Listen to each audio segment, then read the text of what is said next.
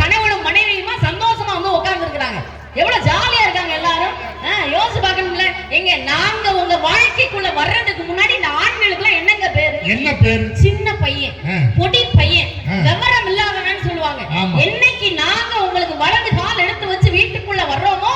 ஏமா ஏமா நீங்க எடுத்து வச்சது வலது காலா உங்க ஊர்ல? சாரி சரிங்க, ஒரு பழக்கத்துல அதுக்காக எல்லாருக்கும் முன்னாடி எனக்கு இடது இது ரைட் தெரியல நினைச்சிருவாங்கல்ல. சரி, இப்ப என்னைக்கு நாங்க வலது கால் எடுத்து வச்சு வீட்டுக்குள்ள வர்றோமோ அன்னைக்கு இந்த ஆண்களுக்கு பேர் எப்படி தெரியுமா மாறும்? புருஷர், கணவர், கொண்டவர், கண்ணாளர். நாங்க வந்த பிறகு தானே வருது. அப்படிலாம் ஊர்ல இருக்கிறவன் சொல்லுவான். கொண்டாட்டி என்ன செய்வா தெரியுமா? கூறு கட்டவன், முட்டாப்பே, இறங்காதவன், மொல்ல மாதிரி முடிச்சு வச்சு இதான் மனைவி சொல்றேன். இல்ல ரொம்ப எதிரில நிறைய பேர் உள்ள உட்கார்ந்துருக்கீங்க நினைக்கிறேன். இங்க பாருங்க, இப்படியெல்லாம் எந்த பொண்டாட்டியாவது கூப்பிடுவாளா? நீங்க மனைவினால என்ன அர்த்தம் தெரியுமாங்க? மனையை விளங்க செய்பவள் மனைவிங்க இல்லையா? ஏன் தாரம்னு பேர் வச்சாங்க? கல்யாணம் முடிச்சதுக்கு அப்புறம் அன்பை தாரம், பாசத்தை தாரம், நேசத்தை தாரம், உங்களுக்காக 2 பிள்ளைய பெத்த தாரம். அதனாலதான் எங்களுக்கு தாரம்னு பேர் வந்துச்சு இல்லையா? இப்படித்தான் போன வாரம் ஒரு மீட்டிங்ல ஒரு தங்கச்சி பேசிச்சு. நாங்கள் அதை தாரம் இதை தாரம்னு பேசிச்சு.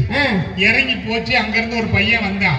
ஏக்கா தாரம் தாரம்னா ஒண்ணும் தராம போறேன், நான் அதுக்காகவே கடைசி வரைக்கும் உட்கார்ந்து இருக்கேன், யாரு வந்து கேட்டாதான் பாத்து. அப்படி ஒரு கூறு இல்லாத ஆம்பளை கூட கல்யாணம் பண்ணி குடும்பம் நடத்துறவங்க இல்லையா? யோசிச்சு பாருங்க. சும்மா வந்து கல்யாணத்துக்கு முன்னாடி என்னக்கா இருக்கு? கல்யாணத்துக்கு முன்னாடி என்ன இருக்கு? ஒரு ஆம்பளை கூட ஒரு 4 பயக சுத்துவான், அவ்வளவுதான். ஃப்ரெண்ட்ஸ்ங்கிற பேர்ல 4 பேர் சுத்துவான். அவன்கிட்ட போய் நீங்க சொல்லுங்க, மாப்பிள்ள பீர் அடிக்க வரியா அப்படின்னா வேகமா வருவான். மாப்பிள்ள பீரோ தூக்கணும் வரியா அப்படின்னு கூட்டு பாருங்க, ஒரு பையன் வர மாட்டான். வருவான். பக்கத்து வீட்டுல புதுசா ஒரு பொம்பளை பிள்ளை வந்திருக்கா, அந்த வீட்டுக்கு பீரோ தூக்கணும் கூப்பிட்டு பாருங்க, 10 பேரை தேடி பிடிச்சு கூட்டிட்டு வருவான். ஆம்பளை பேரை பத்தி என்ன நினைச்சு? இல்ல நேத்து வரைக்கும் நல்லா இருந்தீங்க, என்னாச்சு உங்களுக்கு? சப்போர்ட் ஜாலியா இருக்கனால ரொம்ப பேசுறீங்க. கூப்பிடுவா ஒண்ணு இல்லங்க, எதுக்குங்க அடுத்த வீட்டு விஷயம் நம்ம பேசிக்கிட்டு? நான் என் சொந்த விஷயத்தை நான் சொல்றேங்க. என்னை எல்லாம் பொண்ணு கேட்டு வந்தாங்கக்கா. சரி. எங்க வீட்டுல உண்மையிலே சொல்றேங்க, எங்க அப்பா எனக்கு மாப்பிள்ளை பாக்குறான்னு தெரிஞ்ச முன்னாடி எங்க வீட்டு முன்னாடி அவ்வளவு கூட்டம். அதிசயமா? இந்த வீட்டுக்கும் பொண்ணு பார்க்க போறாங்கடா. எனக்கு பொண்ண கொடு, எனக்கு பொண்ண கொடு, எனக்கு பொண்ண கொடுன்னு என் அருமை உங்களுக்கு தெரியல. கல்யாணத்துக்கு முன்னாடி எங்க அப்பாவை போலீஸ் அரெஸ்ட் பண்ணிட்டாங்க தெரியுமா உங்களுக்கு? ஏன்பா அரெஸ்ட் பண்ணிட்டாங்க? ஏன் தெரியுமா? வீட்டுல மயில வளர்க்க கூடாதாமே. எங்க அப்பா என்ன வளர்க்கறாருலக்கா? மயிலா? மயிலா? மயில் பாத்துருக்கீங்களா? அந்த இருக்கேன்ல. ஏங்க என் அருமை தெரிஞ்சு எந்த ஊர்ல இருந்தாலும் பொண்ணு கேட்டு வந்தாங்க தெரியுமா? கல்யாண வாழ்க்கையோட உண்மை தெரியுதா? எங்க இருந்து வந்தாங்க? என்ன மனமுள்ள பொண்ணு என்ன மதுரையில கேட்டாங்க, மன்னார்குடியில் கேட்டாங்க, மயமரத்துல கேட்டாங்க, சீசனத்தியோட வந்து சீமையில கேட்டாங்க, சின்ன மண்ணூர்ல கேட்டாங்க, நம்ம ராமநாதபுரத்துல கேட்டாங்க. சரி, நாடெல்லாம் கேட்டாங்கல்ல. என் உள்ளூர்கார எவனாவது உங்களை கேட்டானா? ஒரு வய கேட்டிருக்க மாட்டான், வாய்ப்பே இல்லை. ஏன்னா உங்க லட்சணம் பூரா தெரியுமில்ல. சும்மா ஓவரா சிரிக்காதீங்க. உள்ளூர்லயும் கேட்டாங்க. நான் கல்யாணம் பண்ண ஒரு காவல்துறை அதிகாரி தான் கல்யாணம் பண்ணணும்னு உறுதியா. ஏன்னா உங்க அடி அவர் தான் தாங்க முடியும். அட எல்லாம் பண்ணால வேணும்னு சொன்னேன் கண்ணால, ஏ மச்சான் உண்மையில ஆசைப்பட்டு வந்தே பின்னால. பாத்தீங்களா சார், கல்யாணம் முடிஞ்சா வாழ்க்கையோட ஜாலியா இருக்கு தெரியுமாங்க? எங்க வீட்டுல பெருசா ஒரு பைக் உண்டு, அதுல முன்னாடி போலீஸ் எழுதிருக்கும். நான் எங்க வீட்டுக்காரர் கேட்டேன், மாமா மாமா உங்க பைக்ல ஒரு அக்யூஸ்ட கூட பின்னாடி உட்கார வச்சு கூட்டு போறீங்க, ஏன்னா ஒரே ஒரு நாள் உங்க பைக்ல பின்னாடி உட்கார வச்சு கூட்டு போங்க மாமான்னு சொன்னேன். அதுக்கு என்ன தெரியுமாக்கா சொன்னாரு? நீ பாட்டுக்கு ஏன் பின்னாடி வர்றீங்க, போலீஸ்கார் நிப்பாட்டி கேட்பாருன்னாரு. நான் சொன்னேன், நீங்களே ஒரு போலீஸ்கார், உங்களை இன்னொரு போலீஸ்கார் என்ன கேட்பாருன்னு. அதுக்கு என்ன தெரியுமாக்கா சொன்னாரு? என்ன தெரியுமா சொன்னாரு? ஆடியோன்னு என்ன தெரியுமா சொன்னாரு? என்ன தெரியுமா சொன்னாரு? பைக்ல அவருக்கு பின்னாடி நான் உட்கார்ந்து இருந்தா அந்த போலீஸ்கார் இவர்கிட்ட கேட்பாரா, இவ்வளவு பெரிய சந்தன கதையை எங்கேயா கடத்திட்டு போற? பட்டிமன்றமே வேணாம், மன்னிச்சுக்கோங்க.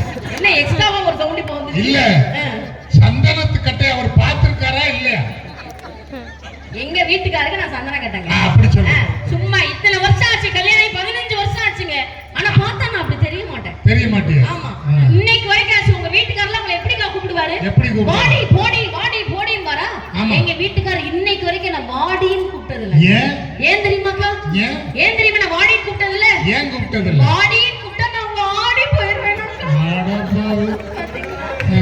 எவ்வளவு நல்லா இருக்கு வாழ்க்கை, எவ்வளவு ஜாலியா போகுது. என்னைக்கு ஒரு மனைவி வாழ்க்கைக்குள்ள வராத அந்த திருமண வாழ்க்கை எப்படி இருக்கு தெரியுமா?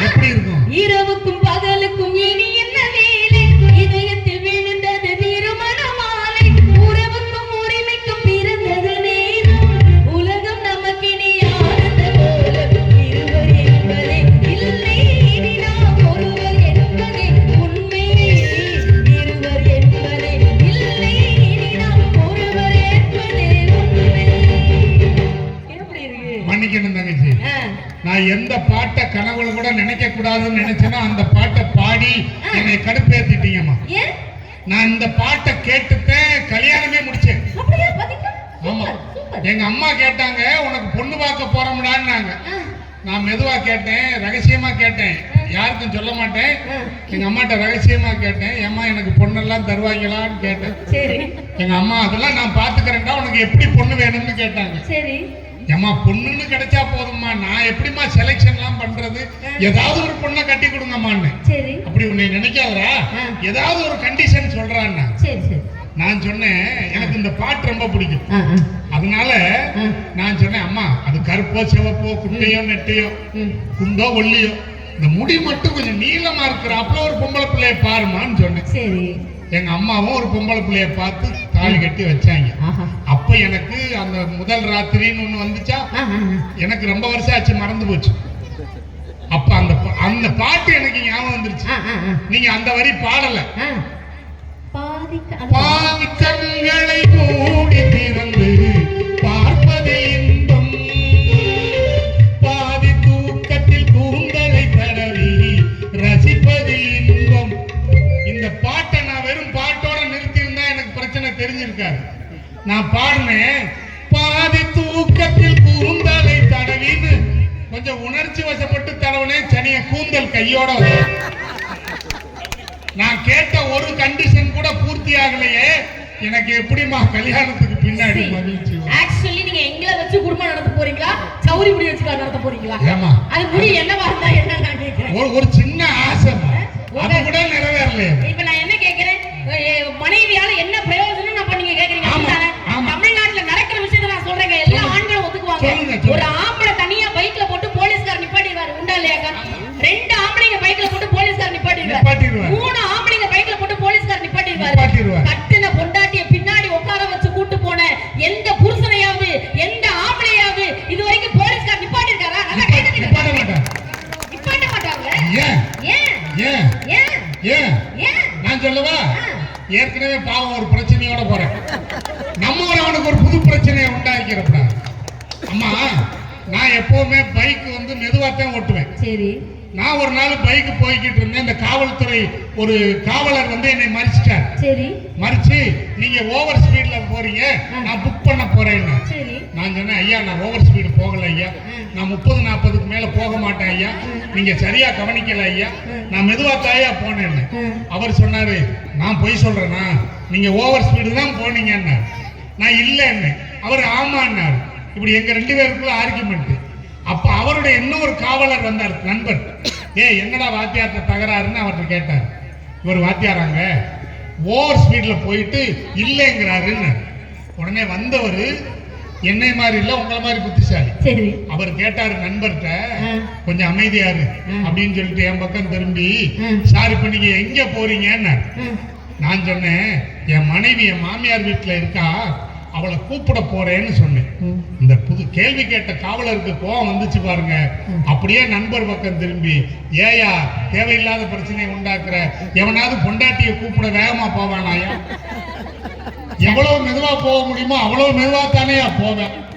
இவளை போய் ஓவர் ஸ்பீடுன்னு சொல்றீங்கன்னா காவலருக்கு தெரிஞ்சிருக்கு, காவலருடைய மனைவி உங்களுக்கு தெரியலையே. சேட்டை பாத்தீங்களாக்கா? இதனாலதான் குடும்பத்துல பிரச்சனை வருது. நான் என்ன சொல்றேன், கல்யாணம் ஆன புதுசுல என்ன பாசம் வச்சிருந்தீங்களோ அந்த பாசம் கடையில வச்ச வரைக்கும் இருந்துட்டா பிரச்சனையே இல்ல. கொஞ்சம் ஒரு குழந்தை பிறந்திரட்டும், கருப்பா இருக்கட்டுமே பொண்டாட்டி, கருவாச்சி இங்க வா, கொஞ்சம் ஒல்லியா இருக்கட்டும், ஒட்டக சிவிங்கி இங்க வா, கொஞ்சம் இந்த மாதிரி பூசுனாப்புல இருக்கட்டும். எப்படி பூசுனாப்புல? சரி கொஞ்சமா. சரி, சிண்டெக்ஸ் டேங்கர் ரோலர் இங்க வா. கரெக்ட்டா சொல்றீங்க கொஞ்சம் எட்டு பல்லா இருக்கட்டும். ஏ தேங்காய் திருவிங்க வா, பக்கத்து மண்டபத்துல தேங்காய் திருவி காணாம போய் மல்லாக்க படு. அவங்க தேங்காய் துருவட்டு இப்படி எல்லாம் பேசுறீங்களே சார். என்னைக்காவது கட்டின மனைவி நாங்க புருஷனை பார்த்து இவ்வளவு கேலி பண்றாரேன்னு என்னைக்காவது ஒரு நாள் புருஷனை பார்த்து ஹலோ மிஸ்டர் சொட்டை சொல்லிருப்போமாக்கா? அதான் சொல்லியாச்சுல. சொல்லிருப்போமான்னு கேக்குறேன். சொல்லிருப்போமா? இதற்கு அடுத்தவங்க புருஷனை நம்ம பேசிக்கிட்டு எங்க வீட்டு புருஷனையே நான் சொல்றேங்க. ஒரு வாய் என்ன சந்தன கட்டுன்னு சொல்லிச்சலங்க. அந்த வாய் ஒரு மாசம் 2 மாசம் முன்னாடி மஞ்சுமேல் பாய்ஸ்னு ஒரு படம் வந்துச்சு. ஆமா ஆமா, நல்ல படம். அந்த கதை தெரியல, நான் உங்களுக்கு கதை சொல்லுங்க. ரெண்டு பாறைக்கு நடுவுல ஒரு பையன் மாட்டிக்குவான். அந்த பையனை மத்தவங்க எல்லாரும் காப்பாத்துவாங்க. இதுதான் கதை. இந்த படத்தை பார்த்துட்டு வந்து எங்க வீட்டுக்காரட்ட கேக்குறேன், மாமா மாமா இதே மாதிரி 2 பாறைக்கு நடுவுல நான் மாட்டிக்கிட்டா என்னை எப்படி மாமா காப்பாத்துவீங்க? அதுக்கு அவரு சொல்றாரு, ரோகிணி 2 பாறைக்கு நடுவுல இன்னொரு பாறை மாட்டாது ரோகிணி. அப்படியா சார்? ஏன் அப்படி சொன்னாரு? அவர் உங்ககிட்ட மாட்டிக்கிட்டு முழிக்காரு.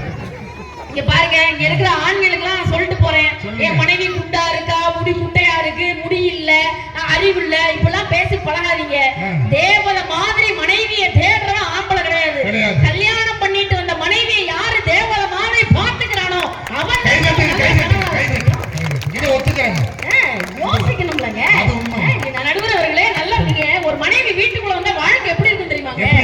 காதல் வைபோகமே காணும் நன்னாடிலே வானில் ஒரு கோலமாய் ஜோடி கிளிகள் கூடுகிளைகள் ஆனந்தம் கொண்டாடுமே. எங்க பொண்டாட்டிய பாராட்டினா வாழ்க்கை சந்தோஷமா இருக்கும். அவ்வளவுதான், சிம்பிள். கல்யாணத்துக்கு முன்னாடி ஒவ்வொரு கணவனும் சந்தோஷமா இருக்கணும்னா பொண்டாட்டிய சின்னதா பாராட்டுங்க, சந்தோஷமா இருக்கும். நான் யாரையுமே பாராட்ட மாட்டேன்ப்பா. இங்க நான் உங்களுக்கு சொல்லி தரேன். சொல்லுங்க. ஆமா, நான் நியூஸ் பேப்பர்ல பார்த்த விஷயத்தை சொல்றேங்க. அமெரிக்கால ஒரு ஆம்பளை ஒரு வீட்டுல பொண்டாட்டி வேலையெல்லாம் பார்த்து முடிச்சு வந்து வீட்டுக்காரர்கிட்ட படுத்தா அந்த வீட்டுக்காரரு பொண்டாட்டியை பார்த்து சொல்லுவாராம், love you darling, sweet dreams அப்படிம்பாராம். ஜப்பான்ல பொண்டாட்டி வேலையெல்லாம் முடிச்சு வந்து நைட்டு புருஷன் பக்கத்துல படுத்தா புருஷன் சொல்லுவாராம், மியாச்சி குக்கா. என்ன ஜாப்பனீஸ்? ஜாப்பனீஸ். யாருக்கு ஜாப்பனீஸ் தெரியாது, அடிச்சு விடுங்க. லவ் யூன்னு அர்த்தம். ஆமா, இதே நம்ம தமிழ்நாட்டுல சீனாக்காரன். ஆமா, சீனாக்காரன் வந்து அப்படிதான் சொல்லுங்க. அப்படி ஏதோ ஒரு மொழியில லவ் யூன்னு சொல்றாங்க. நம்ம இதெல்லாம் பார்த்துட்டு நம்ம புருஷன் அப்படி சொல்லுவாரு போலன்ட்டு வேலையெல்லாம் முடிச்சுட்டு போய் பக்கத்துல படுத்தோம்னு வைங்களேன், அந்த பாடி மெல்ல திரும்பும். நம்மள பார்த்து வாயை திறந்து ஏதோ சொல்ல போறாங்க. எது திரும்பும்? சாரி சார், புருஷன். ஆமா, அப்படியே திரும்புவார். நம்மள பார்த்து ஏதோ சொல்ல போறாரு போல அந்த வாயவே நம்ம பார்த்துக்கிட்டு இருப்போம்ல. அது என்ன தெரியுமா வாயில இருந்து வரும், ஏட்டி அந்த சிலிண்டர் அமத்திட்டியா, பின்னாடி லைட் அமத்திட்டியா, முன்னாடி கேட்ட பூட்டிட்டியா? இல்ல எனக்கு சரியா நான் கேக்குறேன். எவ்வளவு பொறுப்பா இருக்காரு பாருங்க. நாங்க என்ன பொறுப்பியா? எங்களுக்கு பொறுப்பு இல்லையா? எங்க வீட்டுல எப்ப தெரியுமாங்க சந்தோஷம்? நாம நினைக்கிறோம் ஏதோ ஒரு சாராய கடையிலயோ டாஸ்மாக்லயோ போய் ஒரு ஜரக்க வாங்கி அடிச்சுதான் சந்தோஷம் நினைக்கிறோம். உண்மையான மகிழ்ச்சி என்ன தெரியுமாங்க? காலையில இருந்து நைட் வரைக்கும் உழைச்சு களைச்சு ஒரு ஆம்பளை வீட்டுக்குள்ள வரும்போது அவன் பெத்த பொம்பளை பிள்ளை ஐ அப்பா வந்துட்டாருன்னு ஓடி போய் கட்டி பிடிச்சு ஒரு முத்தம் கொடுக்கும் பாருங்க ஐயா. அந்த மகிழ்ச்சியை விட ஒரு மகிழ்ச்சி ஒரு குடும்பத்துல இருக்கு. எல்லையே இல்ல. அந்த பிள்ளைங்கிறவ ஆத்தா தாய் தான். ஏன்னா தகப்பனுக்கு தெரியும். தகப்பன்ட்ட போய் கேளுங்க, ஆம்பளை பிள்ளை பிடிக்குமா பொம்பளை பிள்ளை பிடிக்குமான்னு கேளுங்க. எல்லா தகப்பனுக்கும் பொம்பளை பிள்ளை பிடிக்கும். ஏன் தெரியுமாங்க? ஒவ்வொரு தகப்பனுக்கு தெரியும், கடைசி காலத்துல தான் முடியாம கட்டிலோட கட்டிலா படுத்து கிடந்தா கூட என்ன ஒட்டு துணி இல்லாம நிப்பாட்டி குளிப்பாட்டி மறு துணி மாத்தி விட முடியும்னு சொன்னா அந்த தியாகத்தை பொம்பளை பிள்ளைய தவிர யாராலையும் செய்ய முடியாது. அந்த சந்தோஷம் திருமணத்துக்கு அப்புறம் தான் கிடைக்கும். நீங்க 40 வயசு 50 வயசு வரைக்கும் வேணா அப்படியே உற்சாகமா பொண்டாட்டி யாராவது திட்டுன்னா நம்ம ரசிச்சு கை தட்டி விசில் அடிப்போம். ஆனா 60 வயசுக்கு மேல ஆகும்போது முடியாம ஒரு புருஷன் படுத்து கிடக்கும் போது அவன் எடுக்கிற வாந்தியை கூட கையால ஏந்தக்கூடிய ஒரு தெய்வம் இருக்குன்னு சொன்னா கட்டின மனைவியை தவிர வேற யாராவது இருக்க முடியுமா? பொண்டாட்டி உயிரோட இருக்கிற வரைக்கும் தான் என்ன சாப்பிடலாம்னு யோசிப்போம். என்னைக்கு மனைவி இல்லாத சூழல் ஆகுதோ அன்னைக்கு எங்க சாப்பிடலாம்னு ஒவ்வொரு ஆம்பளையும் தெரியுதான்னு சொன்னா திருமணத்திற்கு பிறகுதான் ஒரு மனிதன் மகிழ்ச்சியாக இருக்கிறான் இல்லையா? அதனாலதானப்பா பாடினாங்க, உண்ணும் அழகை பார்த்திருப்பாயே, உறங்க வைத்தே விழித்திருப்பாயே, கண்ணை இமை போல் காத்து நிற்பாயே, காதல் கொடியே கண்மலர்வாயே, பாலும் பழமும் கைகளில் ஏந்தி பவளவாயில் புன்னகை சிந்தி கோலமயில் போல் நீ வருவாயே கொஞ்சம் கிளியே அமைதி கொள்வாயே. நான் 2 விஷயம் சொல்லி நான் முடிச்சிடுறேங்க. இந்த ஆண்கள்ல பயங்கரமா கை தட்டினாங்க. மனைவியை பத்தி பேசணுனே, மனைவி சரியில்லைன்னு அவ்வளவு சந்தோஷம். நான் இதே ஆண்களை பார்த்து நான் கேட்கிறேன், திருமணத்துக்கு அப்புறம் எனக்கு மகிழ்ச்சி இல்ல, என் பொண்டாட்டி வந்ததுக்கு அப்புறம் என் சந்தோஷமே போச்சு, நாளைக்கே கிளம்பி அவளை அவங்க அப்பா வீட்டுக்கு போக சொல்லுங்க, நான் தனியா வாழ்ந்துக்கிறேன்னு சொல்ற ஆண்கள்லாம் கை தூக்குங்க. என்ன ஒரே மயான அமைதியா இருக்கு?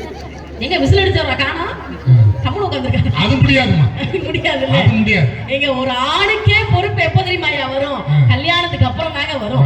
கல்யாணத்துக்கு முன்னாடி பைக் ஓட்டுறவனுக்கும் கல்யாணத்துக்கு அப்புறம் பைக் ஓட்டுறான் பாருங்க, ரெண்டுக்கும் வித்தியாசம் இருக்கு. கல்யாணத்துக்கு முன்னாடி ஓட்டுறவன் 100ல போவான், 108ல வந்து சேருவான். ஆனா அதே ஆம்பளைக்கு நீங்க கல்யாணம் பண்ணி வைங்க, இருக்கிறதுலே கம்மியான ஸ்பீட்ல போவான். ஏன் தெரியுமா? தன்னை நம்பி தான் பொண்டாட்டிக்குள்ள வீட்டுல இருக்குங்கிற அந்த எண்ணத்துல தான் உயிர் எவ்வளவு முக்கியங்கிறது அவனுக்கு தெரிய வரும். நடுவர் அவர்களே, கணவனுக்கும் சரி, மனைவிக்கும் சரி, ஆணுக்கும் சரி, பெண்ணுக்கும் சரி, மகிழ்ச்சியான வாழ்க்கை என்பது திருமணத்திற்கு பிறகுதான் என்பதை தீர்ப்பாக வழங்கும்படி வேண்டிக் கொண்டு விடைபெறுகிறேன். நன்றி, வணக்கம். அருமை, அருமையா பேசு, பாராட்டுகள் தான். ஏன்னா எனக்கு ஒரு பட்டிமன்றம் அப்படின்னு